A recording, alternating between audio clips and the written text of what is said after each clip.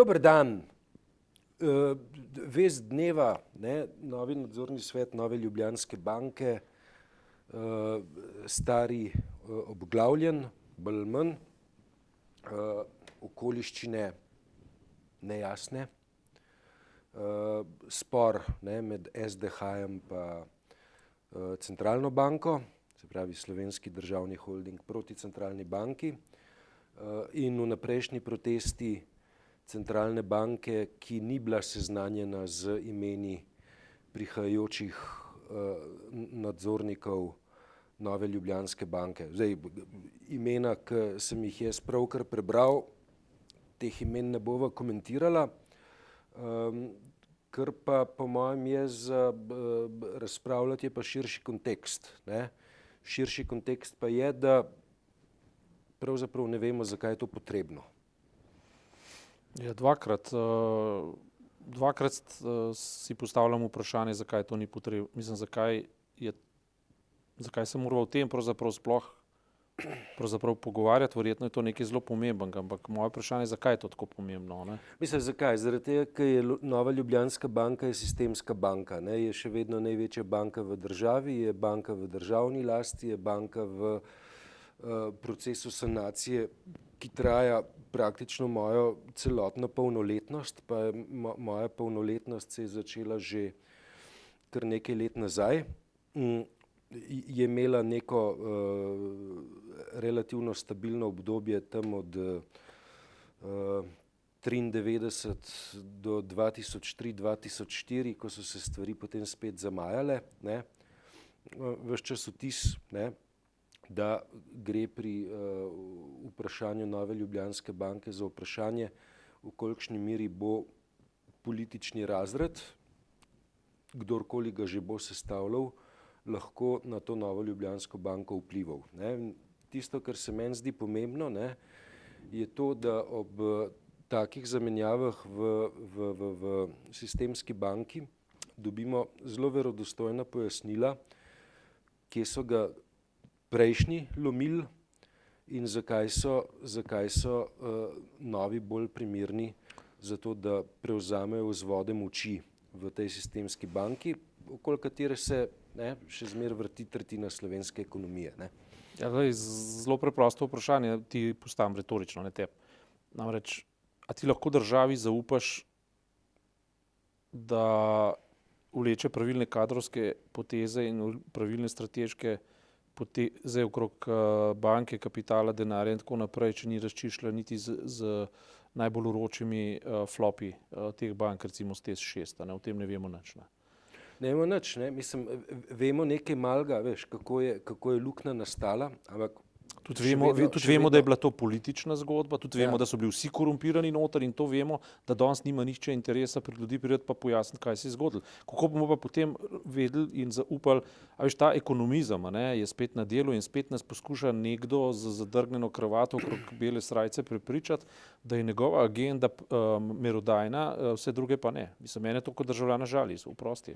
Ja, mislim, tisto, kar pa mene žali kot državljana, je pa to, a veš, da te sistemske banke futramo z davkoplačevalskim denarjem, na vprašanja, na odgovore, ki bi morali biti zastavljeni, ko bi morali slišati tudi jasne odgovore, tega pa nimamo. In, a veš, zgleda tako, kot da je direktor, prejšnji predsednik uprave Nove Ljubljanske banke, Janko Medja odstopil zaradi tega, ker bi mu na nogah zrasla kurja očesa, pa zaradi kurjih očes ni več v stanju menedžirati inštitucije. Isto se je zgodilo pri nadzornem svetu, ko se zdi, kot da menjujemo zaradi nekih osebnih, zdravstvenih, kaj pa vem kakšnih razlogov. In pač ta pojasnila bi morala biti v trenutku, ko se to zgodi na mizi.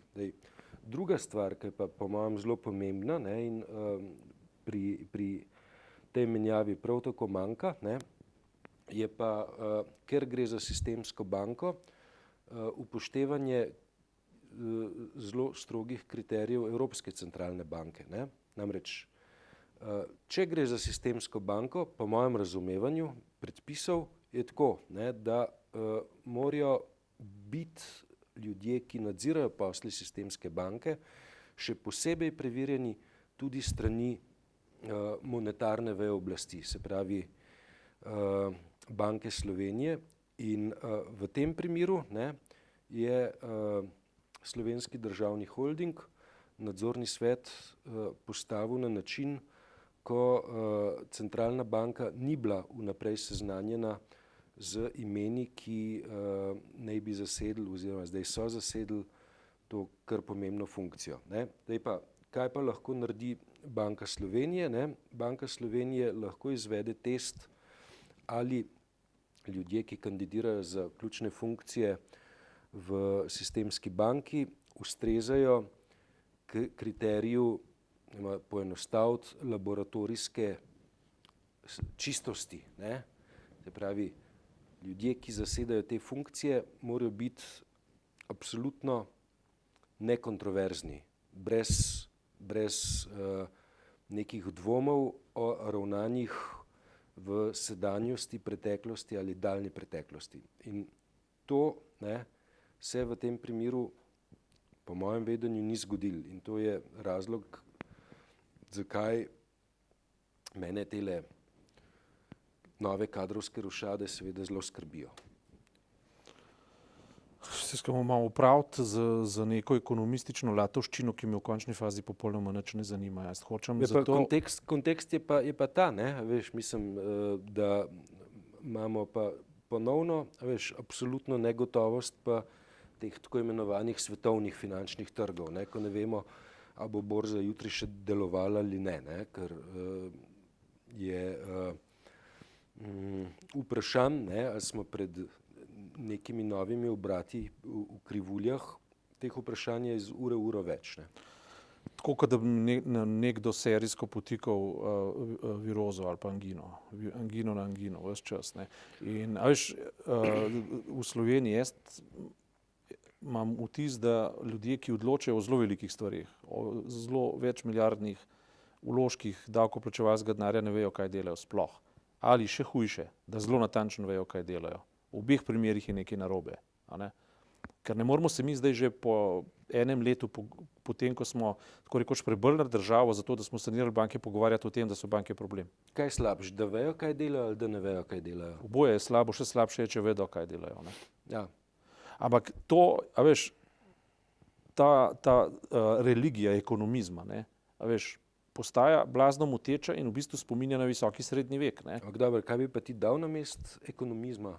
Je sapere aude, jaz bi dal Kanta, jaz bi dal preprosto, drznite se misliti, začnimo enkrat premišljati svojo državo z močjo logike in razuma in pa z nekega imperativa moralnega. Ne pa to, da postaja normalno, da so ljudje izprevrženi, da so moralne packe in potem se v bistvu tisto, kar bi preprosto morali po kmečko reči kraja in lopovščina, a veš, opremlja z visokim ekonomističnim vokabularjem, a ne? A veš, pa z reprogramacijami, pa z sanacijami, pa z ne vem čemu se. Daj reč, ukraduje, ne? Mir, dej, res ga dej, ne? Veš, pogovarjamo se po kmečko. Zamočuje. Zamočuje, ne? Dajmo upeljati spet racijo, razum, ne? Upajmo se misliti in upajmo se postaviti metapozicijo, da je naša država mišljena za to, da bo naš socialni sistem funkcioniral, ne za to, da bo podrejen nekemu noremu ekonomizmu kot oblike nove religije, v kateri je dovoljeno pljuvati in kritizirati cerkev, ne? Ni pa dovoljeno kritizirati bank, ne? Ni dovoljeno je reči, da je nesprejemljivo hoditi vsak teden k spovedi k duhovniku, ni pa dovoljeno kritizirati to, da moraš hoditi na spoved k bankirjem, hkrati pa bankirji lahko grešijo, kar hočejo. Nemogoče.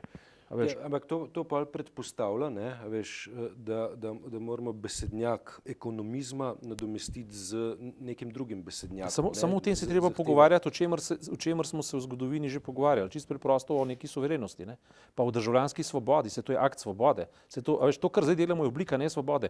Mi se moramo zdaj pogovarjati o racionalizacijah po firmah, o tem, da ne sme niti ena metla biti odvečen strošek, zraven pa milijarde takole frčijo. Kje je logika? Tukaj ni nobene logike. Ne? In podeželji se širi strah, namesto da bi se širila suverenost. Se širi defetizem, namesto da bi se širila inovativnost, da bi se širila kreativnost. Namesto da bi ljudje imeli vtis, da so suvereni nad svojim servisom, živijo v prepričanju, da so oni podrejeni svojemu servisu. Podrejeni bančnemu sistemu, ki omogoča njihovo delo, namesto da bi razumeli, da delo omogoča bančni sistem.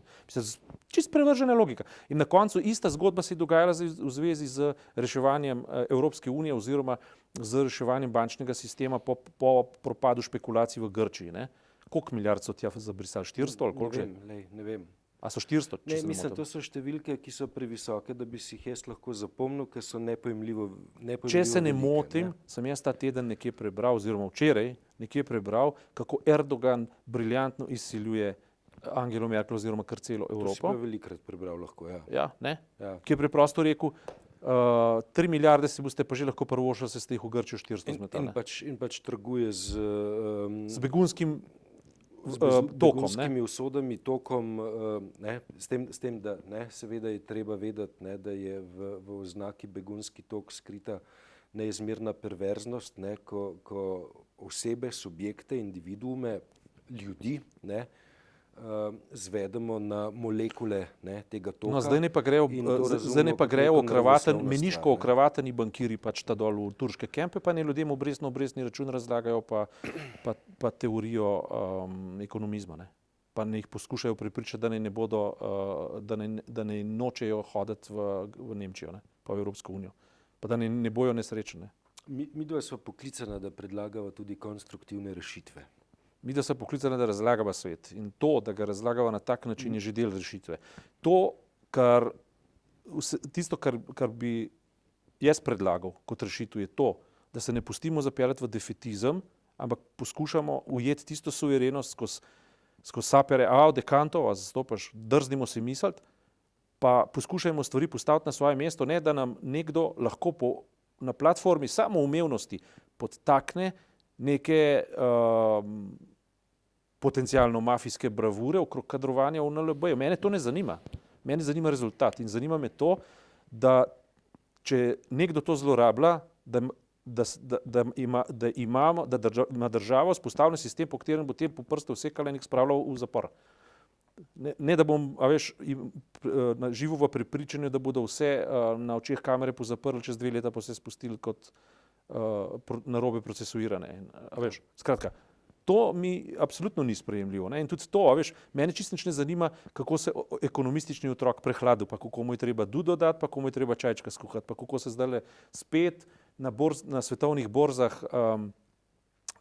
širi preplah, neka duhovna zika, zaradi katere se lahko zgodi, da se bodo borze prehladile, vse borze, in jih je že na zalogo strah, zato ker so neka posraneta, jih je že na zalogo strah, da bi mogoče pa Anglija šla iz Evropske unije. Ne?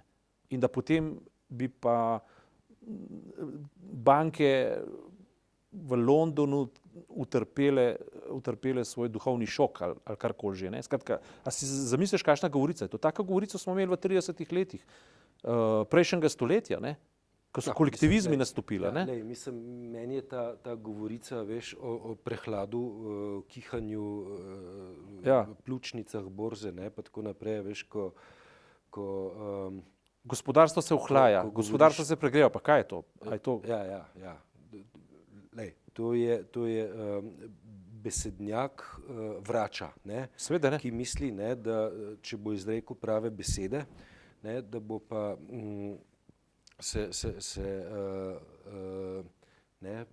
predmet ali oseba, ki je pred njim, bo pa potem ozdravela. Ampak to je besednjak, to je hkrati besednjak, ki je pa zelo daleč stran od racionalnega razsvetljenskega žargona. To sem danes prebral pri Kantu, sem zdaj slučajno knjigo kupil, in je razlagal, hvalil Friedricha, očitno zato, ker mu je bilo všeč. Bereš 200 let stare tekste. Ja, več. So bolj moderni, kot najbolj moderne ekonomistične teorije, knjige, ki jih zdaj v bistvu serijsko prodajajo, zato ker ne bi bile kao zanimive. Ne, Kant je bolj zanimiv kot so ekonomistične knjige, majke mi. Ne. Dejansko, on je že takrat rekel, Friedricha hvalil in enostavno, a zato pač preprosto povedal, da vladar, ki ljudem ne bo predpisoval tolerantnosti, prav zaradi tega, ker je tolerantnost sama v bistvu problematičen pojem. Kaj bolj aktualnega, kot to danes, v današnjem dnevu, a veš, in ki je rekel, upajte si mislite, zastopaš in a veš, človek, ki je postavil neke principe, pismo, to se mi zdi nekaj, kar bi mi morali danes zagrabiti in na novo premišljati in se pogovarjati spet o suverenosti našega razuma, iskanja naših rešitev in konec koncev o nekih nacionalnih državnih okvirih, ne pod vprašanjem nacije, ampak pod vprašanjem razuma, ki mora organizirati sisteme tako, da bodo ljudje znotraj njih lahko realizirali svojo svobodo. To je bistvo vsega, ne? Da bodo ljudje lahko realizirali svojo svobodo. To je ključ, ne? Ja, ključ je tudi, zakaj bodo to svobodo porabili. Država je tista, ki mora, zakaj? To Kant pravi, država je tista, ki mora te svobode zložiti skupaj v racionalen sistem, ki ne bo ogrožajoč eden do drugega. Ne? Se to že Leviatan povedal. Ne? Lej, mislim, ko jaz slišim danes za besedo svoboda, ne, se zdrznem, ne, ker je, a veš, na mojem seznamu vrednot, ne, postavljena zelo visok, ne, hkrati, ne, je pa danes pojem svobode uporabljen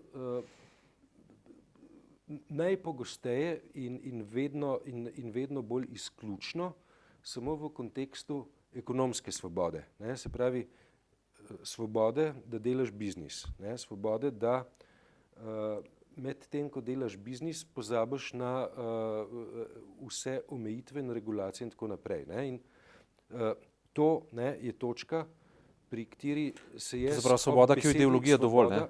Se jaz ob besedi svoboda vedno pogosteje zdrznem. Ne? Treba je povedati, ne, da svoboda ni samo svoboda